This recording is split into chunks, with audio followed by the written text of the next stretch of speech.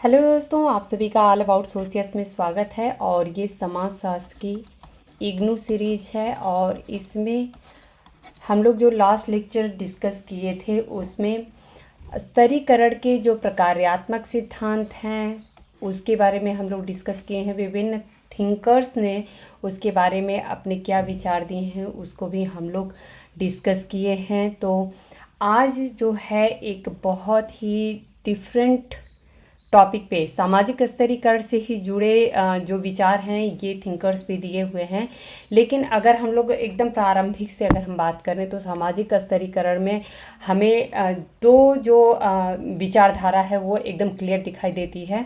पहली जो है प्रकार्यात्मक विचारधारा दिखाई देती है और दूसरी जो है द्वंद्वात्मक विचारधारा दिखाई देती है।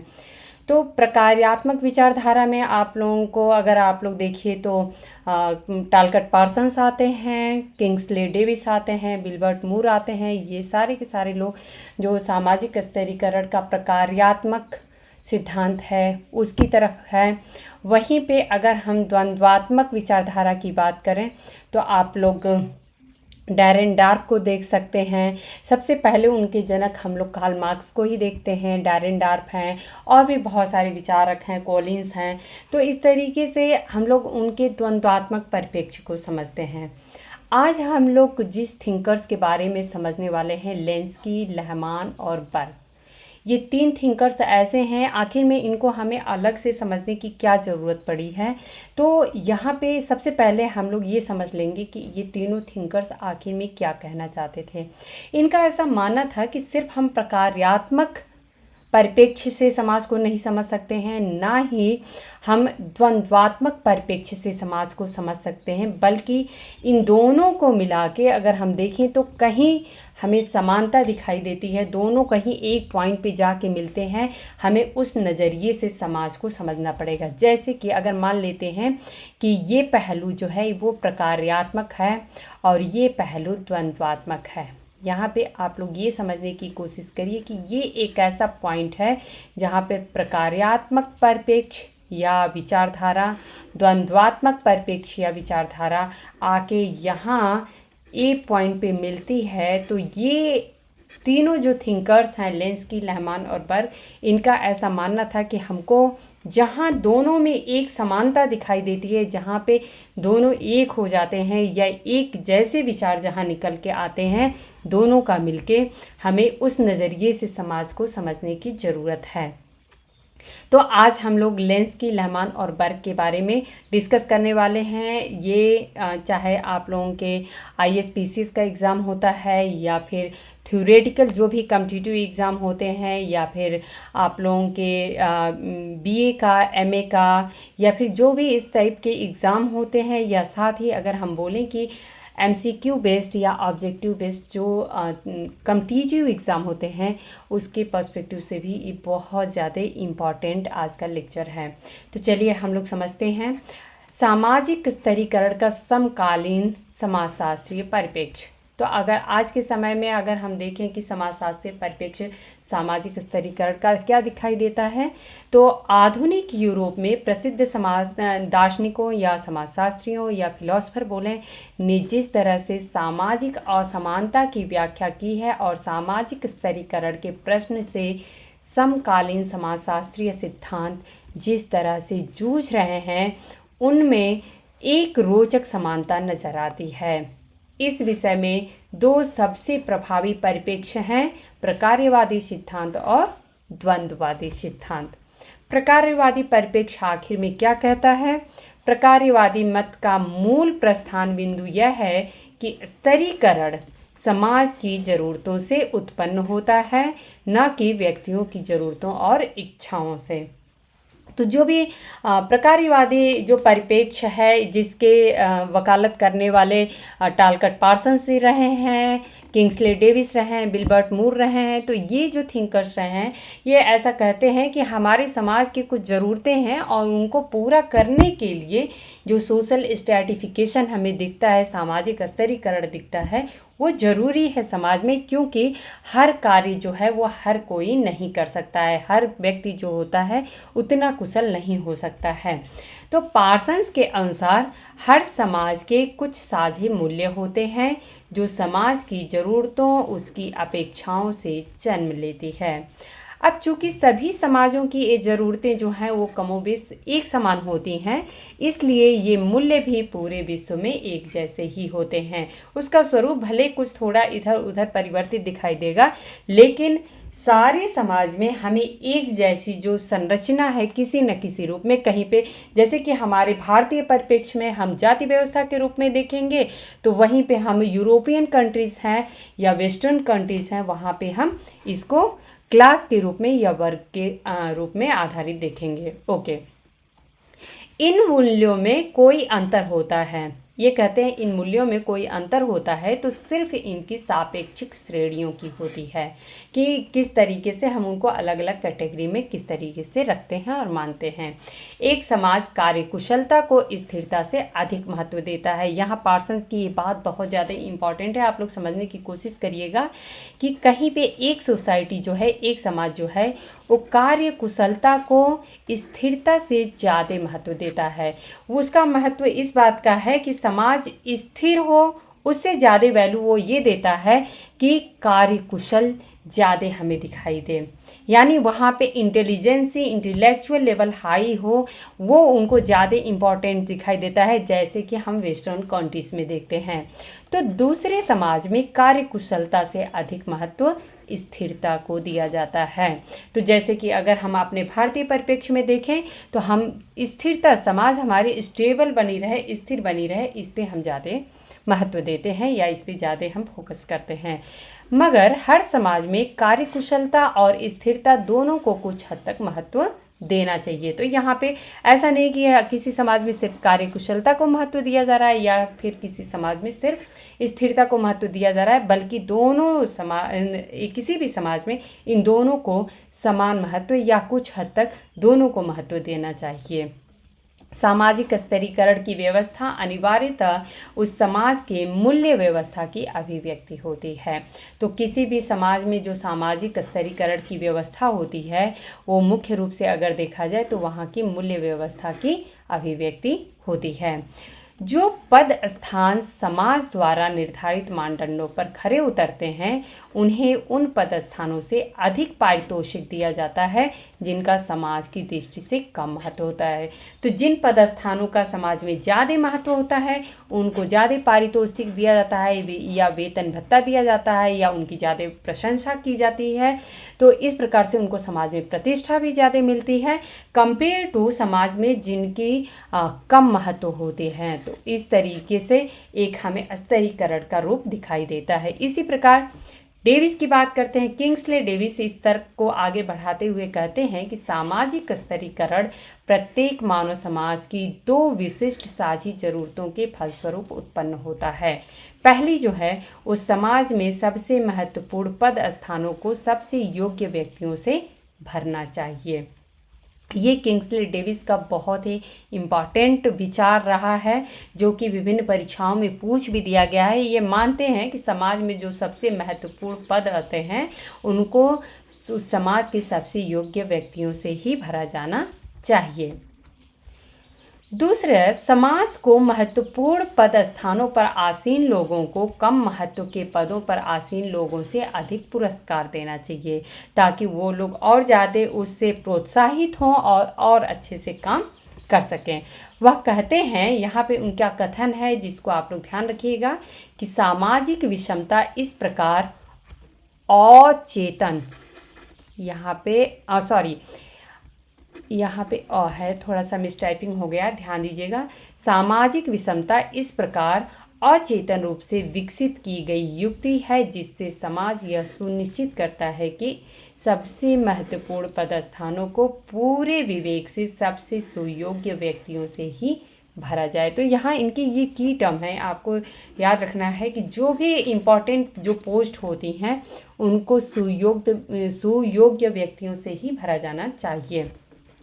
डेविस के अनुसार अत्यधिक महत्वपूर्ण पदस्थानों से जुड़े पारितोषिकों के स्वरूप को दो महत्वपूर्ण कारक जो हैं वो तय करते हैं। पहला क्या है, ये सब इम्पॉर्टेंट फैक्ट हैं जो कि आप लोगों को समझना भी है और इसको समझ के याद भी रखना है, क्योंकि एग्ज़ाम्स में यहीं से क्वेश्चन जो हैं वो पूछ दिए जाते हैं। इन पदों स्थानों का या पद स्थानों हो गए, यहाँ पे आप लोग करेक्ट कर लीजिएगा। इन पद स्थानों का समाज के लिए प्रकार्यात्मक महत्व क्या है, और दूसरा कि इस श्रेणी के लिए सुयोग्य व्यक्तियों की सापेक्षिक दुर्लभता। अब इसको हम लोग थोड़ा सा समझ लेते हैं कि कैसा है। अभी जैसे कि प्रत्येक पदस्थान जो है वो समाज में हर किसी के लिए कुछ न कुछ कार्य करता है। जैसे कि बहुत ही इन दोनों पॉइंट्स को लेके एक एग्जांपल से हम लोग समझेंगे कि सपोज समाज में एक जो डॉक्टर होता है वो एक जो नर्स होता है या होती है उससे ज़्यादा महत्वपूर्ण पद पे होता है, और उससे ज़्यादा उसका महत्व भी होता है, क्योंकि वो एक लंबे समय तक अच्छी पढ़ाई करके डॉक्टरी की और एक अच्छा प्रशिक्षण लेके, लंबे समय तक प्रशिक्षण लेके और तब जाके वो इस पोस्ट तक पहुंचता है। तो इस प्रकार से समाज के लिए उसका प्रकार्यात्मक महत्व भी है, क्योंकि हर कोई डॉक्टर नहीं बन सकता है, और जब वो जिस पोस्ट पे है तो वो कितने लोगों का इलाज कर रहा है जो कि अपने बारे में नहीं समझ पाते हैं कि हमको क्या प्रॉब्लम है क्या नहीं है, उनको डॉक्टर समझ के और फिर ठीक करता है या उसको क्योर करता है जो भी बीमारी होती है। वहीं पे ये हम देख सकते हैं कि हर कोई व्यक्ति उतना सक्षम नहीं है कि मेडिकल की पढ़ाई कर सके, या उसका माइंड लेवल उतना ज़्यादा नहीं है, या उतना ज़्यादा वो इंटेलेक्चुअल नहीं हो पाता है कि उतनी ज़्यादा वो पढ़ाई कर और अपने माइंड में रख सके और उस तरीके से वो एक बोलें कि एक योग्य डॉक्टर बन सके। तो ये हर किसी की बस की बात नहीं होती है। तो ये हम देखेंगे कि इस श्रेणी के लिए सुयोग्य व्यक्तियों की दुर्लभता भी हमें दिखाई देती है, क्योंकि हम ऐसा नहीं कर सकते हैं कि समाज का प्रत्येक व्यक्ति है वो डॉक्टर, इंजीनियर या फिर साइंटिस्ट जो है या वैज्ञानिक बन सकता है। तो इसको इस एग्जाम्पल से हम लोग यहाँ पे समझ सकते हैं। ओके, द्वंद्ववादी सिद्धांत क्या होता है? तो द्वंद्ववादी सिद्धांत में सबसे पहले हम लोग कार्ल मार्क्स को जानते ही हैं, और उन्होंने कहा ही है कि जो शोषित वर्ग जो है, वो जो शासक वर्ग है उसे हमेशा एक दबे हुए कंडीशन में रहता है। जो शासक वर्ग है हमेशा उस पर अपना जो सत्ताधिकार की बात नहीं करेंगे यहाँ पे। कार्ल मार्क्स जो हैं वो अर्थव्यवस्था की बात करते हैं। उन्होंने सिर्फ इसी को की पॉइंट रखा है, इसी को फोकस करते हुए उन्होंने कहा कि जिसकी आर्थिक स्थिति ज़्यादा मजबूत रही है और जिसकी कमज़ोर रही है, तो जो मजबूत वाला रहा है वो हमेशा कमज़ोर वर्ग को का शोषण करता रहा है, या जो कमज़ोर वर्ग है वो हमेशा जो अच्छे वर्ग रहे हैं, उच्च वर्ग रहे हैं, उनसे शोषित होता रहा है। तो यहाँ पे लेंस की क्या तर्क देते हैं द्वंद्ववादी सिद्धांत में हम देखेंगे।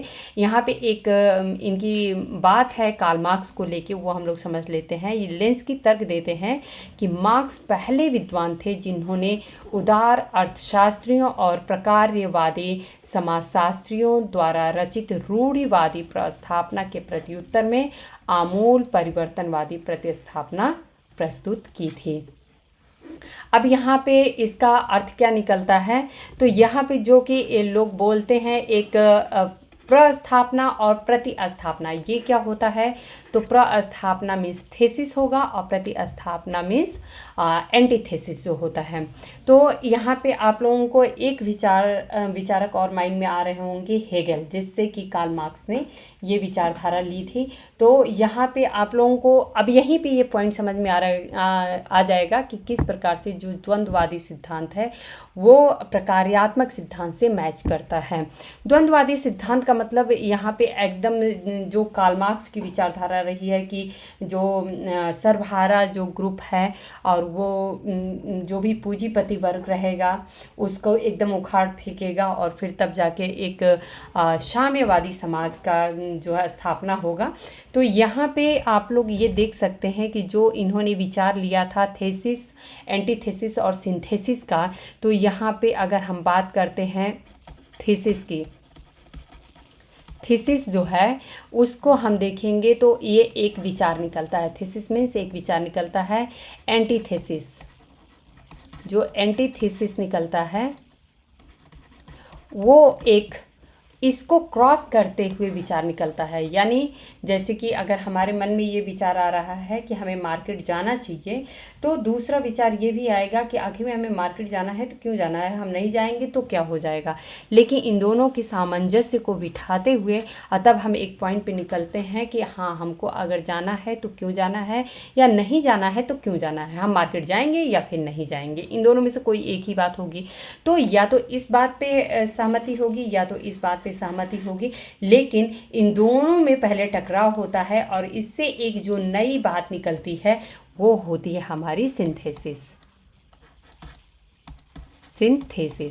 तो यहाँ पे ये आप लोग ध्यान रखिएगा कि यहाँ पे ये भी जो द्वंद्वात्मक सिद्धांत है वो भी इस बात को मानता है कि यहाँ पे पहले दो विचारों का टकराव होगा, उसके बाद से एक दोनों की आम सहमति पे एक नई विचार निकलती है, फिर वो विचार जो है वो थीसिस बन जाता है और फिर उसी टकराव के लिए दूसरा विचार जो निकलता है वो एंटीथेसिस होता है और फिर वो दोनों मिलके आगे सिंथेसिस का निर्माण करते हैं। तो इस प्रकार से इनकी विचारधारा रही है।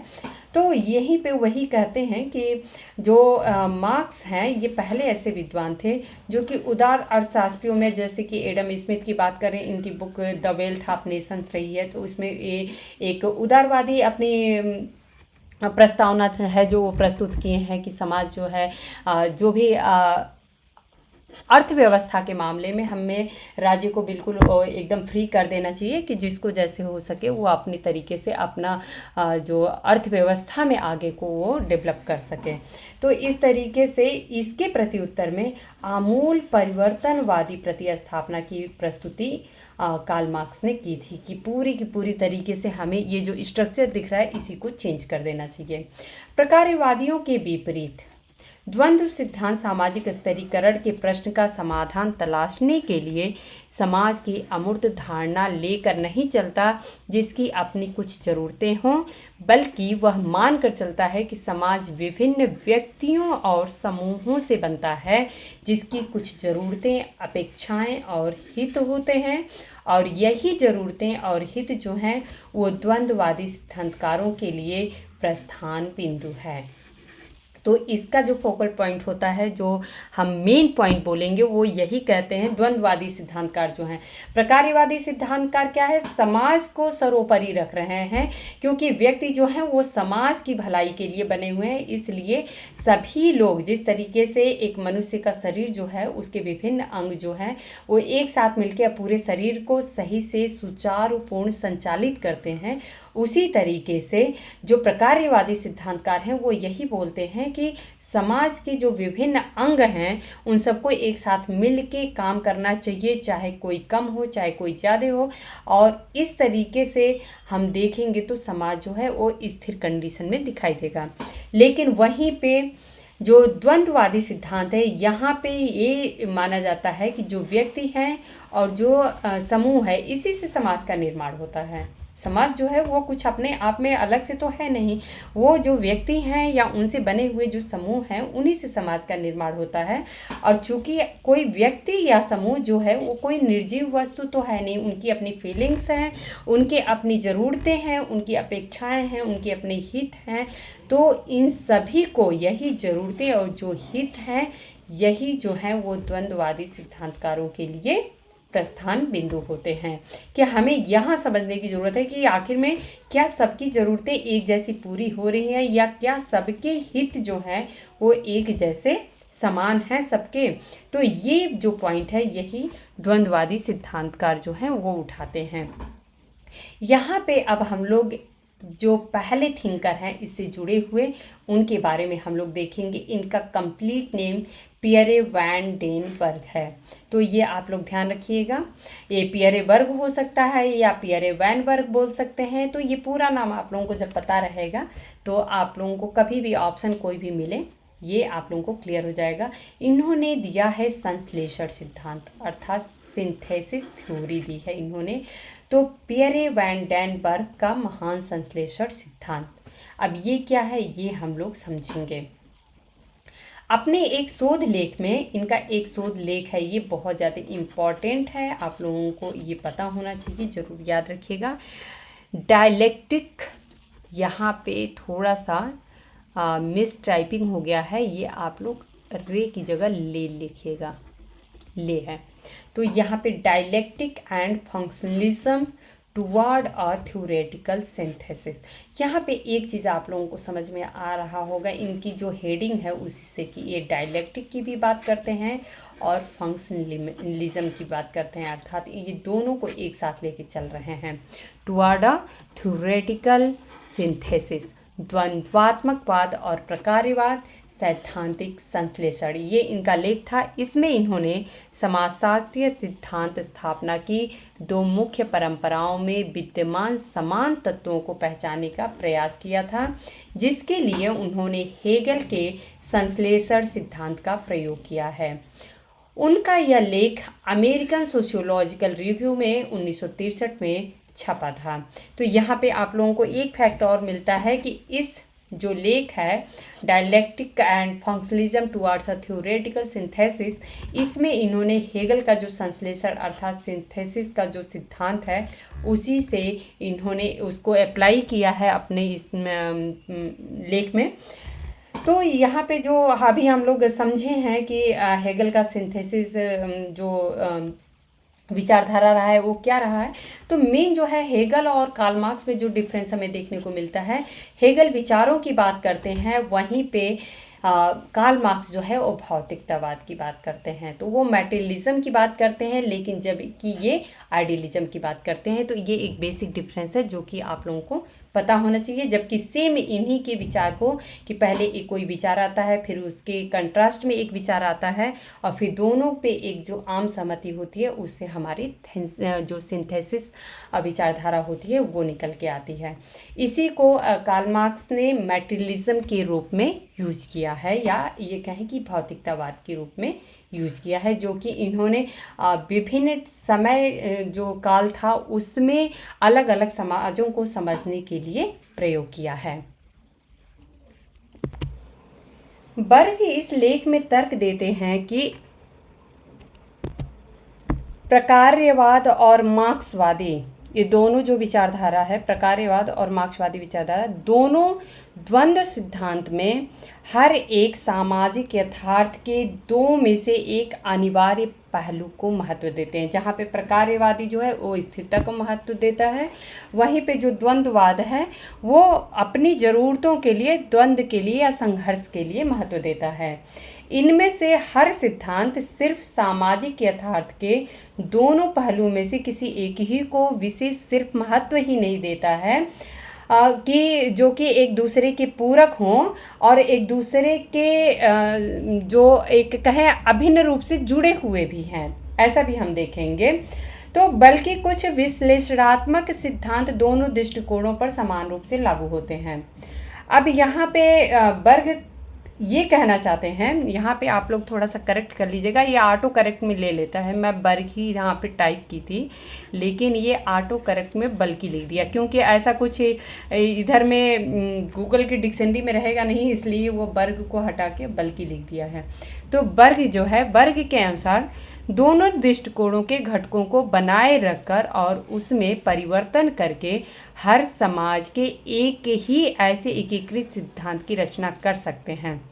अर्थात जो प्रकार्यवादी सिद्धांत है और जो संघर्षवादी सिद्धांत, या ये बोलें कि जो द्वंद्ववादी सिद्धांत है, इन दोनों को मिला के बल्कि एक एकीकृत सिद्धांत की रचना हम कर सकते हैं। तो यहाँ पे मैंने स्टार्टिंग में ही आप लोगों को बता दिया था कि ये तीनों थिंकर्स जो हैं वो इसी बात पे फोकस करते हैं। बर्ग बताते हैं कि ये दोनों सिद्धांत जो हैं वो 4 महत्वपूर्ण बिंदुओं पर मिल सकते हैं। अब ये 4 महत्वपूर्ण बिंदु कौन से हैं उसको हम लोग देख सकते हैं।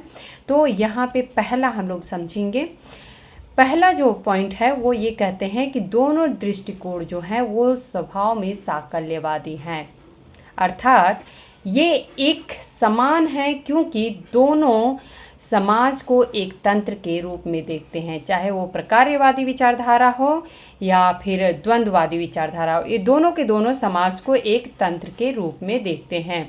हमारे प्रकार्यवादी विचारधारा में भी हम इसको एक तंत्र के रूप में मानते हैं, वहीं पे द्वंद्वात्मक जो सिद्धांत है वो भी समाज को एक तंत्र के रूप में देखता है, जिसके परस्पर संवाद और परस्पर निर्भर अंग होते हैं। हर कोई एक दूसरे पे निर्भर होता है, मगर इसके विभिन्न अंगों के परस्पर संबंधों को लेकर दोनों का अलग अलग नज़रिया है। ये मानते हैं कि दोनों जो परिप्रेक्ष्य है वो मानता है कि समाज जो है उसमें बहुत सारे अंग हैं और सब एक दूसरे पे निर्भर हैं, लेकिन वहीं पे उसी निर्भरता के लिए जो द्वंद्ववादी सिद्धांत है वो संघर्ष की बात करता है, जबकि प्रकार्यात्मक सिद्धांत जो है वो फंक्शनलिज्म की या प्रकार्य की बात करता है। प्रकार्यवादी अंगों की आपसी परस्पर निर्भर को ही महत्व देता है। तो यहाँ पे आप लोगों को क्लियर हो गया है कि ये आपसी जो परस्पर निर्भरता है उसको जो है प्रकार्यवादी जो हैं वो समर्थन करते हैं, उसको महत्व देता है। तो वहीं पे द्वंद्वात्मक सिद्धांत जो है वो व्यवस्था के विभिन्न अंगों के बीच द्वंद्वपूर्ण संबंधों की बात करता है। इसलिए एक पहलू की कीमत पर दूसरे पहलू को अत्यधिक महत्व देने के लिए दोनों सिद्धांतों की आलोचना की गई है। व्यवस्था या तंत्र की अवधारणा को परस्पर निर्भरता और द्वंद्व के दोनों तत्वों को साथ लेकर चलने की ज़रूरत है, ये बात बर्ग कहते हैं। ओके, दूसरा इन्होंने पॉइंट कहा है कि द्वंद्व और मतैक्य, अर्थात मतैक्य का क्या अर्थ होता है, किसी पे भी सबकी आम सहमति बनना। तो ये मतैक्य जो है वो प्रकार्यवाद की पहचान है। तो द्वंद्व और मतैक्य के प्रति इनका सरोकार एक दूसरे पर हावी रहता है। बर्ग का कहना है कि इन दोनों का एक संयोजित सिद्धांत में मिलन किया जा सकता है। तीसरा पॉइंट ये कहते हैं कि प्रकार्यवादी और द्वंद्वात्मक सिद्धांत दोनों सामाजिक परिवर्तन की क्रमिक विकास की अवधारणा को लेकर चलते हैं। जहाँ पे अगर हम फंक्शनलिज्म की बात करें, प्रकार्यवादी सिद्धांत की बात करें, तो ये भी क्रमिक विकास की अवधारणा को लेकर चलता है कि समाज जो है वो शुरू से किस प्रकार से विकसित होते हुए आज इस स्टेज तक पहुँचा है। वहीं पर द्वंद्वात्मक सिद्धांत की बात करें तो इसमें सबसे पहला जो मेन नाम आता है कार्ल मार्क्स का। उन्होंने ही आप लोग देखे हैं समाज को 5 भागों में बांटा है। तो स्टार्टिंग से लेके और आधुनिक समाज तक किस तरीके से उन्होंने कैटेगराइज किया है। तो क्रमिक विकास की बात चाहे वो प्रकार्यवादी रहे चाहे द्वंद्वात्मक सिद्धांत है, ये दोनों की दोनों लेके चलते हैं। हालांकि ऐतिहासिक परिवर्तन की धारा में निहित चरणों और प्रक्रियाओं से जुड़ी ये अवधारणाएं एक दूसरे से अलग हैं, लेकिन इसके बावजूद वे उन्नति या विकास में समान रूप से विश्वास करते हैं। तो जो द्वंद्वात्मक सिद्धांत है वो भी मानता है कि विकास हुआ है समय के साथ, और वहीं पे प्रकार्यवादी सिद्धांत जो है वो तो मानता ही है। बर्ग तर्क देते हैं कि परिवर्तन के दोनों सिद्धांतों में कम से कम एक महत्वपूर्ण बात तो समान रूप से पाई जाती है कि दोनों सिद्धांत यह मानकर चलते हैं कि सामाजिक व्यवस्था को एक निश्चित सोपान तक पहुंचने के लिए सभी पूर्ववर्ती चरणों से गुजरना जरूरी है, क्योंकि अपने पूर्ववर्ती चरणों से ही गुजरते हुए हम आगे को बढ़ते हैं। तो चाहे हिस्टोरिकल मटेरियलिज्म की बात करें हम कार्ल मार्क्स के, या फिर अगर हम हर्बर्ट स्पेंसर के विकासवाद के चरण को देखें, या फिर ऑगस्ट कॉम्टे के देखें, तो ये चीज़ क्लियर हो जाती है कि ये सारे के सारे थिंकर्स जो हैं वो इस बात पे तो आम सहमति बनाते हैं।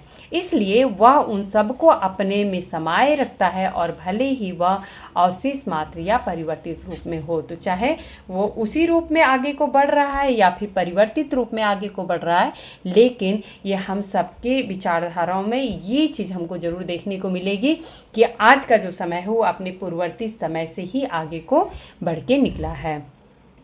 और चौथा पॉइंट ये कहते हैं कि प्रकार्यवादी और द्वंद्वात्मक सिद्धांत दोनों एक संतुलन मॉडल पर आधारित हैं। तो प्रकार्यवादी सिद्धांत जो है वो भी संतुलन की बात करता है, द्वंद्वात्मक सिद्धांत जो है वो भी संतुलन की बात करता है, लेकिन प्रकार्यवादी सिद्धांत जो है वो ये कहता है कि हमको सबको मिल के असंतुलन की स्थिति बनाए रखना है, जबकि द्वंद्वात्मक सिद्धांत जो है वो ये कहता है कि हमें संघर्ष करके और जो ये एक बुर्जुआ और सर्वहारा की जो भावना है उसको, उस लाइन को ही हटा देना है और सब एक जैसे हो जाएं। तो इस तरीके से एक संतुलन के मॉडल पे हम देखें तो ये दोनों के दोनों सिद्धांत काम करते हैं। अब यहाँ पे हम लोग एन रहमान का सामाजिक व्यवस्था सिद्धांत समझेंगे कि आखिर में ये क्या है। एन रहमान ने समाज विज्ञान की बुनियादी समस्या को समझने के लिए सामाजिक व्यवस्था के सिद्धांत का प्रतिपादन किया था। एन रहमान के अनुसार समाज के समाजशास्त्रीय सिद्धांत में व्यवस्थाओं या फिर प्रणालियों के सामान्य सिद्धांत की क्रमिक विकास के सामान्य सिद्धांत का समावेश होना चाहिए, जिसमें इन सभी को परस्पर निर्भर माना जाए। इसी प्रकार समाज के सामान्य सिद्धांत को स्थिरता और परिवर्तन, संरचना, प्रक्रियाओं और मतैक्य और द्वंद्व दोनों एक दूसरे के अपोजिट हैं, इसके द्विविभाजन से परे जाना चाहिए। अर्थात हमें सिर्फ स्थिरता या परिवर्तन की बात नहीं करनी चाहिए। कोई समाज ऐसा नहीं हो सकता है कि सिर्फ और सिर्फ स्थिर ही हो या सिर्फ परिवर्तित ही हो रहा है। तो यही बात समझाने की कोशिश एन रहमान करते हैं। इसी प्रकार द्वंद्व के सिद्धांत को मतैक्य के सिद्धांत भी प्रदान करना चाहिए और प्रक्रिया के सिद्धांत को सामाजिक संरचना की भी व्यवस्था करनी चाहिए। रहमान का तर्क है कि सिर्फ पराधीनता अर्थात दूसरे के अधीन होना या फिर प्रभुत्व या फिर शोषण के मुद्दे पर ही केंद्रित रहना या फिर समाज के लिए या एकीकरण का जो कार्य करता है कि जो प्रभुत्व है या फिर शोषण है या फिर पराधीनता है, ये एकीकरण का भी काम करता है कि लोग मिलजुल के और एक साथ रह पाते हैं, तो उसके आधार पर इसे उचित ठहराना दोनों ही भ्रामक होगा। शुरुआत में स्तरीकरण समाज के आकार और जटिलता में वृद्धि का परिणाम था। ये जो है वो रहमान की विचारधारा है, इसको आप लोग समझिएगा अच्छे से कि ऐसा मानते हैं कि शुरुआत में जो स्तरीकरण है, जो स्ट्रेटिफाइड हमें सोसाइटी दिख रही थी, वो समाज के आकार और जटिलता में वृद्धि का परिणाम है। जैसे जैसे समाज का आकार बढ़ता गया, जटिलताएं भी बढ़ती गईं और इसके कारण हमारा समाज में स्तरीकरण जो है वो ज़्यादा स्तर पे दिखाई देने लगा। समाज के आकार और उसकी परिभाषा में और वृद्धि होने से समाज के सभी सदस्यों के लिए निजी स्तर पर परस्पर प्रभावी क्रिया जो है वो असंभव हो गई।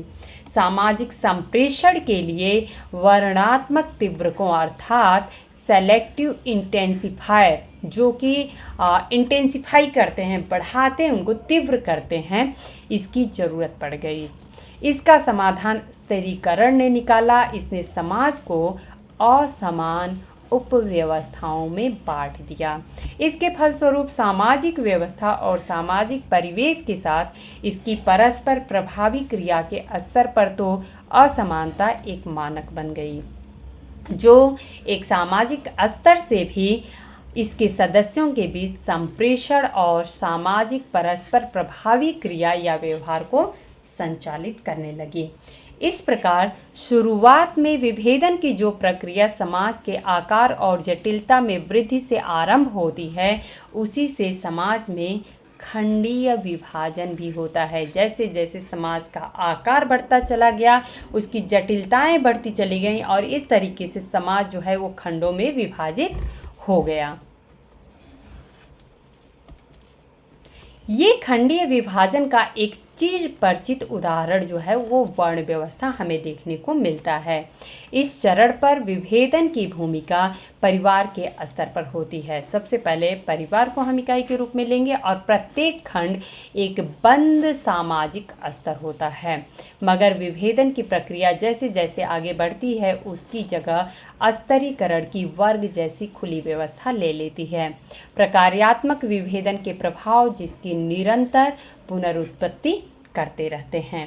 तो इस प्रकार से हम देखेंगे कि अगर जैसे कि हम पहले के समय में ले लें कि जो लोगों का अपना खुद का व्यवसाय था, पुश्तैनी व्यवसाय था, बाद में जैसे जैसे समाज बढ़ता चला गया, जटिलताएं उसकी बढ़ती चली गई, बहुत लोग गाँव से शहरों को शिफ्ट हो गए। अब जैसे मान लेते हैं गाँव में जो नाई का काम करते थे, वो लोग शहरों में जाके सैलून खोल लिए और वहाँ पे ऐसा नहीं कर सकते हैं कि वो सिर्फ अपने से उच्च वर्ग के जो लोग हैं या सिर्फ उन्हीं को सेवाएं प्रदान कर रहे हैं, बल्कि उनको एक अच्छी खासी उनकी एक पैसा लेते हैं वो लोग, उनका रेट होता है कि हाँ 100 रुपया या 150 रुपये में हम दाढ़ी बनाएंगे या बाल काटेंगे। तो इस तरीके से सलून में हर जो भी वहाँ पे क्रिया होती है तो उसका एक रेट होता है।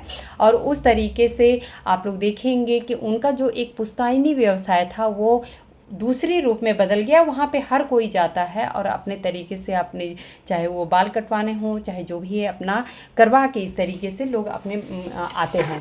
तो इस तरीके से ये देखेंगे कि जो चीज़ें हैं वो बदल गई। और उसकी वजह से हम देखेंगे कि एक, अगर मान लेते हैं कि आप उसी सलून को एग्जाम्पल ले लीजिए और ये मान लीजिए कि एक हाई क्लास सलून बन जाता है, तो आप लोग ये देखेंगे कि वो एक जो जाति व्यवस्था या वर्ण व्यवस्था संबंधित था वो एक वर्ग व्यवस्था से संबंधित हो जाएगा।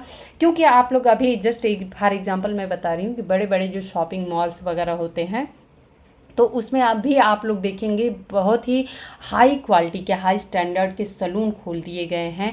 और वहाँ पे जो बड़े बड़े बिजनेसमैन होते हैं या इस तरीके के लोग जिनके पास ये है कि हाँ चलो फैमिली निकली है शॉपिंग करने के लिए, तो जो वाइफ है और बच्चे हैं वो शॉपिंग कर रहे हैं, जो जेंट्स लोग होते हैं वो सलून में आराम से उधर में मसाज करा रहे हैं, चाहे हेयर कट करवा रहे हैं, हाईली पेड आप लोग सोच सकते हैं। तो इस तरीके से वो एक क्लास का रूप ले लेता है। तो इस तरीके से जो एक ये बंद सामाजिक स्तर होता था उसमें समय के साथ जो चेंजेस आते हैं उसके साथ ही हम देखेंगे तो एक वर्ग जैसी खुली व्यवस्था इसका जगह ले लेती है।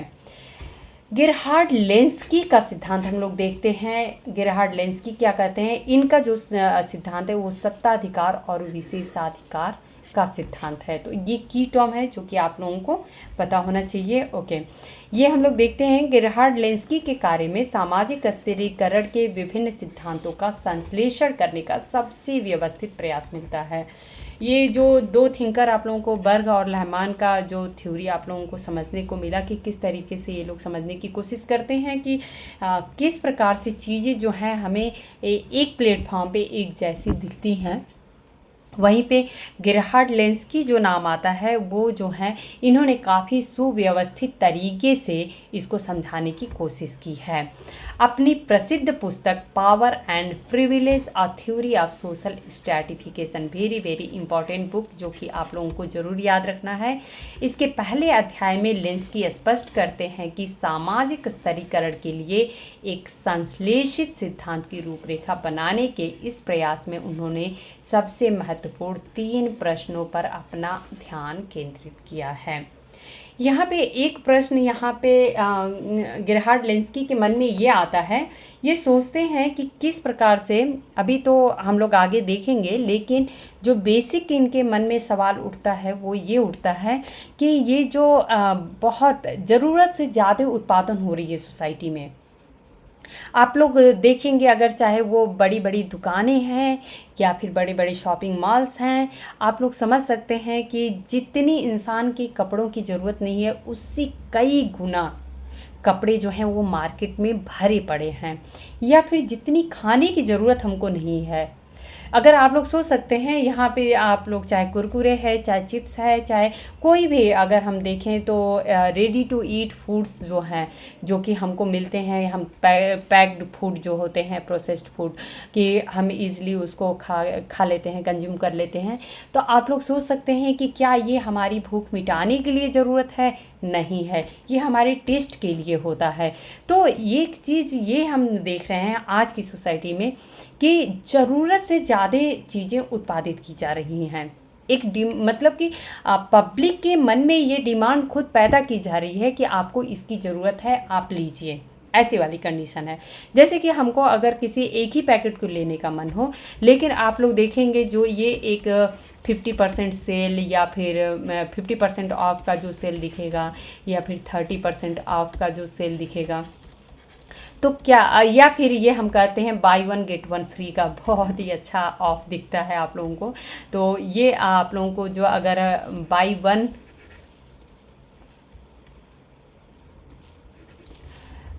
एक मिनट,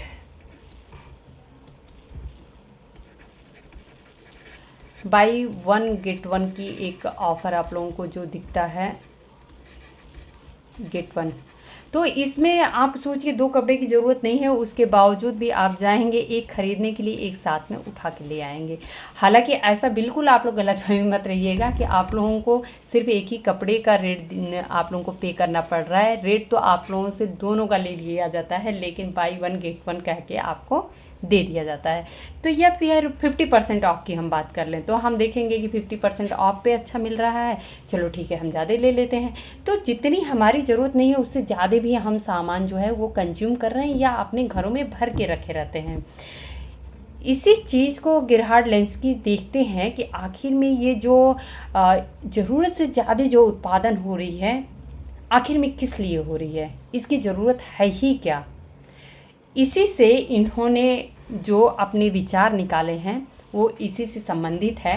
आप लोग यहाँ पे देख सकते हैं इनके मन में जो प्रश्न उठता है उसमें सबसे पहले ये सोचते हैं कि वह स्तरीकरण के परिणामों के बजाय उसके कारणों को अत्यधिक महत्व देते हैं, जबकि अधिकांश विद्वान जो हैं वो स्तरीकरण के परिणामों को महत्व देते हैं। अधिकांश विद्वानों ने ये सोचा कि स्तरीकरण है तो समाज में तो उसका रिजल्ट क्या निकलता है, वो उसके बाद से हमें समाज किस रूप में दिखाई दे रहा है तो उसके रिजल्टेंट के रूप में देखते हैं। लेकिन यहाँ पे गिरहार्ड लेंस्की जो हैं वो ये देखने की कोशिश कर रहे हैं कि आखिर में जो स्तरीकरण है इसके पीछे कारण क्या है, ये स्तरीकरण ही क्यों हो रहा है। दूसरा, जैसा कि उनकी पुस्तक के शीर्षक से संकेत मिलता है कि उनका मुख्य विषय जो है वो प्रतिष्ठा के बजाय सत्ताधिकार और विशेषाधिकार है। आखिर में वह सामाजिक स्तरीकरण को मानव समाज में वितरणात्मक प्रक्रिया के तुल्य मानते हैं, जिसके जरिए दुर्लभ मूल्यों का वितरण होता है। लेंस्की के लिए मूल प्रश्न यह था कि इस स्थिति में कौन कितना पाता है और क्यों पाता है। उनका उत्तर सरल और स्पष्ट है कि समाज में पारितोषिकों का वितरण जो है वो सत्ताधिकार के वितरण का पालन है। जिसके पास जितनी ज़्यादा सत्ता है या सत्ता के अधिकार के लोग परिचित होते हैं उनके ज़्यादा पारितोषिक होता है, और जिसकी जितनी ज़्यादा पारितोषिक होती है उसके लिए पास उतनी ही ज़्यादा जो है संसाधन होते हैं। यह उत्तर संरचनात्मक प्रकार्यवादियों के प्रत्युत्तर में है, जो पारितोषिकों का विभेदी वितरण को सामाजिक व्यवस्था की प्रकार्यात्मक ज़रूरतों के रूप में समझते हैं। जैसे कि हम किंग्सले डेविस की बात करें या टालकट पार्सन्स की बात करें तो ये लोग कहते हैं कि जो जितना ज़्यादा योग्य है उसको उतनी ज़्यादा पारितोषिक मिलनी चाहिए, और जिसको जितनी ज़्यादा पारितोषिक मिल रही है उसके पास उतने ज़्यादा संसाधन है। तो इस तरीके से इन्होंने कहा कि ये जो बात है कि संसाधन तो उसी के पास ज़्यादा होंगे जिनके पास पारितोषिक या फिर जिसका वेतन ज़्यादा है। तो आप लोग ये बहुत ही कॉमन सी बात सोच के देखिए कि जिसकी सैलरी अगर 1 लाख रुपये या 2 लाख रुपये पर मंथ हो, एक महीने में किसी की सैलरी 1 लाख या 2 लाख है, या वही कंपेयर करते हैं कि जिसकी सैलरी 20,000 या 50,000 हो, दोनों की लाइफ स्टाइल में आप लोगों को बहुत ज़्यादा चेंजेस देखने को मिलेंगे। तो यहाँ पे जो गिरहार्ड लेंस्की हैं वो यही समझाने की कोशिश करते हैं कि आखिर में सामाजिक जो स्तरीकरण है इसके पीछे कारण क्या दिखता है। लेंस्की का उत्तर हालांकि बड़ा सरल सा लगता है, मगर सामाजिक स्तरीकरण का जो सिद्धांत उन्होंने रखा है वह काफ़ी गहरा और विस्तृत है। उन्होंने समाज में सत्ताधिकार और विशेषाधिकार के ढांचों को तय करने वाली वितरण प्रणाली की कार्यशैली का एक बहुआयामी दृष्टिकोण प्रस्तुत किया है। मगर लेंस्की ने वर्ग की जो धारणा रखी है वह कार्ल मार्क्स या मैक्स वेबर की धारणा से बिल्कुल भिन्न है। क्योंकि जो कार्ल मार्क्स हैं और मैक्स वेबर हैं इन्होंने सिर्फ आर्थिक आधार पर समझने का प्रयास किया था। मार्क्स और वेबर मुख्यतः आर्थिक आधार पर परिभाषित करते हैं और उसे समाज की अर्थव्यवस्था का ही हिस्सा मानते हैं। अर्थात कार्ल मार्क्स और मैक्स वेबर ऐसा मानते हैं कि जो कुछ भी हो रहा है समाज में वो सिर्फ और सिर्फ आर्थिक आधार पे ही हो रहा है, या उसके लिए सिर्फ और सिर्फ अर्थव्यवस्था जिम्मेदार है। लेकिन यहाँ पे लेंस्की जो हैं वो कार्ल मार्क्स और मैक्स वेबर से अलग नज़र आते हैं, क्योंकि लेंस्की इसे बड़ी व्यापक अर्थ में प्रयोग करते हैं और इसके राजनीतिक आयामों का पर अधिक जोर देते हैं। तो गिरहार्ड लेंस्की ने इसके राजनीतिक आयाम पे ज़्यादा जोर दिया है। लेंस्की की दृष्टि में स्तरीकरण समाज का एक बहुआयामी पहलू है और इसलिए वह वर्ग की एक आयामी परिभाषा को अस्वीकार करते हैं, जैसा कि कार्ल मार्क्स और मैक्स वेबर ने किया है। उनके अनुसार वर्गों के विभिन्न प्रकार हो सकते हैं, जैसे कि राजनीतिक वर्ग हो सकता है, या फिर जातीय वर्ग हो सकता है, या फिर प्रतिष्ठा के अनुसार भी वर्ग हो सकता है। तो वर्ग भी बहुत तरीके के हो सकते हैं। लेंस्की के अनुसार वर्ग, इन्होंने वर्ग की जो परिभाषा दी है, समाज में व्यक्तियों की एक समष्टि है जो किसी प्रकार के सत्ताधिकार, विशेषाधिकार या प्रतिष्ठा के मामले में एक समान स्थिति में खड़े होते हैं। मगर वह साथ में यह भी स्पष्ट कर देते हैं कि अगर हमें सामाजिक स्तरीकरण की व्याख्या करनी हो या कौन क्या पाता है और क्यों पाता है, इसको आप लोग की टर्म की तरह भी याद रखिएगा। अगर कभी क्वेश्चन में इस तरीके से पूछ दिया जाए कि ये किसका की टर्म है, कौन क्या पाता है और क्यों पाता है, तो ये गिरहार्ड लेंस्की के द्वारा कहा गया है। इस प्रश्न का समाधान करना तो हमारा मुख्य सरोकार सत्ताधिकार वर्ग होना चाहिए। इसका कारण यह है कि प्रतिष्ठा और विशेषाधिकार अमूमन सत्ताधिकार के वितरण से तय होते हैं। जिसके पास जितनी ज़्यादा सत्ता होगी उसके पास उतने ज़्यादा विशेषाधिकार होते हैं और उसकी समाज में उतनी ही ज़्यादा प्रतिष्ठा होती है। सत्ताधिकार वर्ग से लेंस्की का मतलब उन व्यक्तियों से है जिनकी पहुंच सत्ता या सत्ताधिकार के संस्थागत स्रोतों तक होता है या जिनके पास बल प्रयोग होता है। इस प्रकार उनकी वर्ग की परिभाषा में सबसे महत्वपूर्ण तत्व जो है वो सत्ताधिकार है। लेकिन लेंस्की ने सत्ताधिकार और वर्ग को जिस हद तक परिभाषित किया है उसके अनुसार व्यक्ति एक से अधिक वर्ग का सदस्य हो सकता है। तो वो राजनीतिक वर्ग का भी सदस्य हो सकता है या आर्थिक वर्ग का भी सदस्य, अलग अलग वर्गों का वो सदस्य हो सकता है। तो ये गिरहार्ड लेंस्की, एनलहमान और वर्ग की अपनी कुछ कॉन्सेप्ट थे जो कि सामाजिक स्तरीकरण को लेके जो प्रकार्यात्मक विचारधारा है और द्वंद्वात्मक जो विचारधारा है, इन दोनों से अलग नज़र आती है। इन दोनों को साथ लेके ये लोग चलते हैं, इसलिए इनको समझना ज़रूरी था। तो यहाँ पे आप लोगों को ये तीन थिंकर इसलिए इम्पॉर्टेंट हो जाते हैं। समटाइम्स हो सकता है ऐसा क्वेश्चन में पूछ दिया जाए कि ऐसे कौन से विचारक हैं या कौन विचारक ऐसा है कि जो कि प्रकार्यवादी और द्वंद्ववादी सिद्धांतों के एक संश्लेषित रूप को दर्शाने की कोशिश की हैं। तो इसमें लेंस्की, लहमान और बर्ग का नाम आता है। तीनों को हम लोगों ने अलग अलग तरीके से इनकी अपनी क्या विचार रहे हैं उसको भी हम लोगों ने समझा। तो दोस्तों आगे जो स्तरीकरण के सिद्धांत के बारे में था, अलग अलग परिप्रेक्ष्य जो था, इसको हम लोग डिस्कस कर चुके हैं इग्नू सीरीज़ में। और अभी नेक्स्ट लेक्चर हम लोग, हालांकि सामाजिक स्तरीकरण से ही रिलेटेड रहेगा, लेकिन दूसरे पॉइंट पे हम लोग फिर से अपने नेक्स्ट लेक्चर में डिस्कस करेंगे। दोस्तों यदि आप लोगों को मेरा पढ़ाने का तरीका पसंद आता है, मेरे लेक्चर्स आप लोगों को यदि पसंद आते हैं, तो आप लोग कमेंट करके हमें ज़रूर बताया करिए, लाइक करिए, अपने दोस्तों में शेयर करिए। धन्यवाद।